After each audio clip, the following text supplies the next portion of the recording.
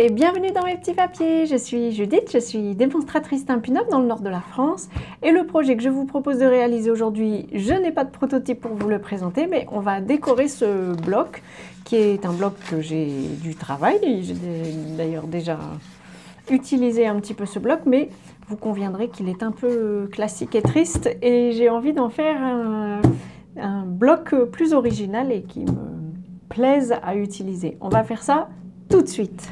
J'en profite pour vous présenter un petit peu ma technique pour faire ce genre de bloc.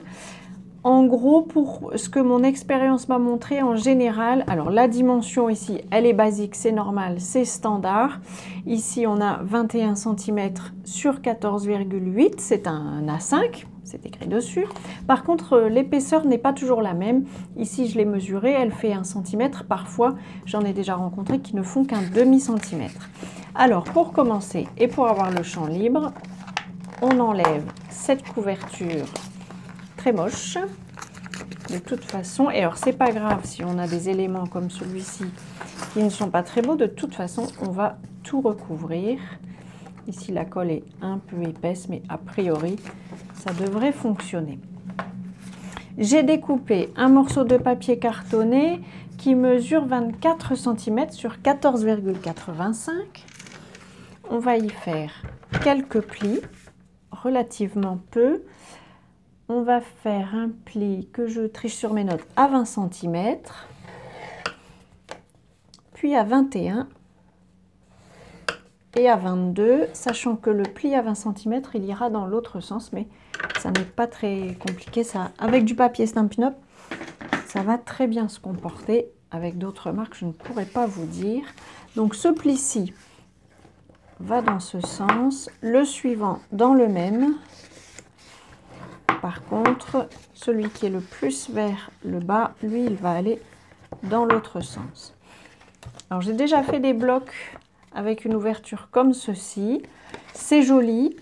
Par contre, je trouve que ça n'est pas toujours très pratique. Ça veut dire qu'en réunion, on a besoin de plus de place que sur d'autres espaces. Je suis en train de le mettre à l'envers. Je me demandais pourquoi ça ne fonctionnait pas. Voilà, c'est comme ceci. C'est mieux si le bloc est complètement fermé. Voilà, donc on a notre première petite bande qui se trouve, elle, à l'arrière. Le premier pli qui est au-dessus et celui qu'on a fait dans l'autre sens, il vient comme ceci. On va mettre de l'adhésif. Alors moi, en général, soit j'en mets uniquement à l'arrière, soit il faut en mettre sur les 3 premières parties. Si j'en mets sur les 3 bandes, ça va correspondre au bloc que j'avais juste avant. Et je pense que c'est ça que je vais faire pour cacher ces moches agrafes. Je vais donc procéder quand même par étapes parce qu'il faut que le papier puisse jouer un petit peu et qu'il s'adapte bien au bloc. Il va y avoir des bouts de millimètres de différence. Donc, je le place bien comme ceci en marquant bien mon pli. Ce que je veux, c'est qu'il s'adapte à la forme du bloc. Et on va laisser le temps à la colle de prendre. Ça m'a l'air bon. On va faire l'étape suivante en mettant aussi de la colle ici au milieu. Et on recommence. Hop. Là, du coup, je vais peut-être poser mon bloc sur la table parce que ça permet d'apposer la même force sur toute la base du bloc pour que ce soit bien collé. Et enfin, je fais... Ah ben, ça s'est redécollé. On va pouvoir remettre une petite couche. Voilà. Alors, je sens, peut-être que vous les voyez à la caméra, ça les fait peut-être apparaître. Je sens les agrafes. Elles sont particulièrement grosses ici, probablement à cause de l'épaisseur du bloc. Mais c'est pas grave, en général, ça tient la route. Il faut bien avouer qu'un bloc de ce genre, ça n'a qu'une durée de vie assez limitée. Pour décorer le devant, c'était quand même l'intérêt. J'ai pris un morceau de papier de série design de la collection dont j'ai oublié le nom. Je vais tricher tout de suite puisque j'ai un catalogue à côté de moi. Je vais vous montrer. C'est cette collection-ci qui s'appelle Impression solaire. Vraiment, je le trouve très joli. J'aime le bleu, donc forcément, c'est une collection qui me plaît beaucoup. Je vais tout simplement la coller à l'adhésif, c'est scellé. Je suis pas forcément très généreuse en adhésif. Jusque-là, j'ai jamais eu de soucis. Moi, ce ne sont pas des blocs que je transporte très souvent dans des sacs.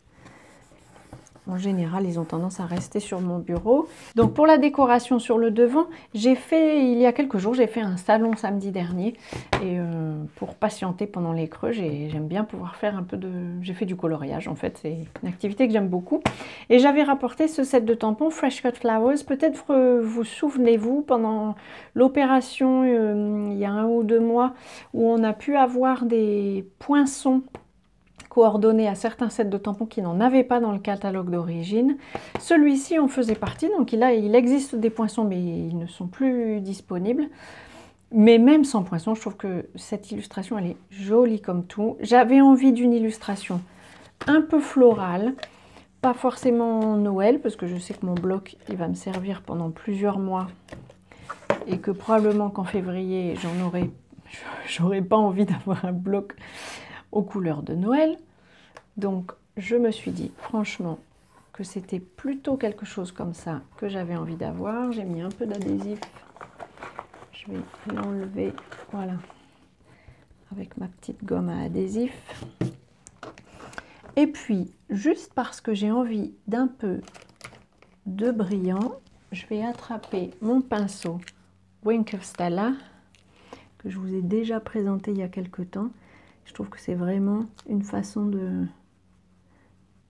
mettre un peu de brillant, mettre du bling, comme disent les anglo-saxons.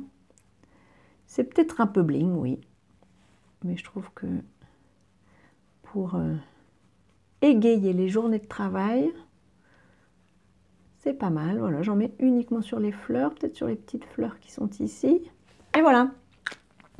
J'ai maintenant un bloc qu'on ne pourra pas me piquer en plus parce que personne d'autre n'aura le même.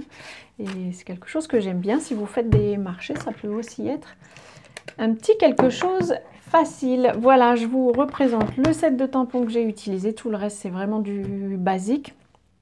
J'espère que cette petite idée pour embellir le quotidien vous plaira, qu'elle vous inspirera. Si c'est le cas, pensez au petit pouce.